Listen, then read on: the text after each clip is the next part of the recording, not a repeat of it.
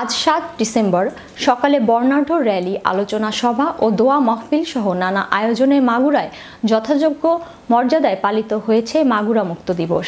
দিবসটি উপলক্ষে জেলা প্রশাসন ও মাগুরা প্রেস ক্লাব পৃথক কর্মসূচি গ্রহণ করে। সকালে জেলা প্রশাসনের আয়োজনে কালেক্টরস চত্বর থেকে র্যালি বের হয়ে শহরের বিভিন্ন সড়ক প্রদক্ষিণ করে।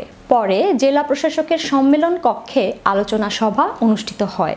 জেলা প্রশাসক মোহাম্মদ আবদুল্লাহ আল মাহমুদ এর সভাপতিত্বে সভায় বক্তব্য রাখেন অতিরিক্ত police super Shah Shibli Sadiq, civil surgeon doctor Mohammad Shamim Kabir, বীর মুক্তিযোদ্ধা মোহাম্মদ আখতার হোসেন, বীর মুক্তিযোদ্ধা ওয়ালিউজ্জামান হারেস উদ্দিন প্রমুখ।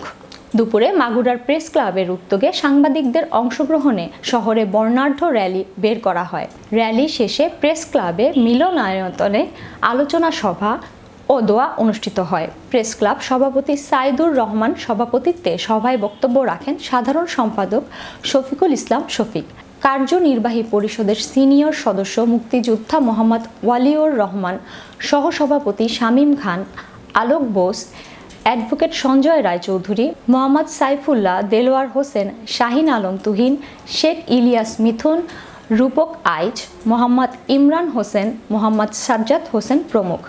1971 সালে এই দিনে মাগুরা পাক হানাদার বাহিনী দখলমুক্ত হয়। এর আগে 6 ডিসেম্বর আকাশপথে মিত্রবাহিনীর বিমান হামলা এবং স্থলপথে মুক্তিবাহিনী এবং মিত্রবাহিনীর আক্রমণের মুখে পাক সেনারা মাগুরা ত্যাগ করতে বাধ্য হয়।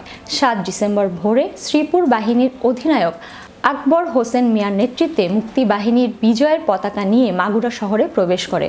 মুক্তিযোদ্ধারা শহরের নিয়ন্ত্রণ গ্রহণ করলে পুরো মাগুরা পরিণত হয় বিজয়ের আনন্দে উচ্ছ্বাসিত মানুষের মিছিলে।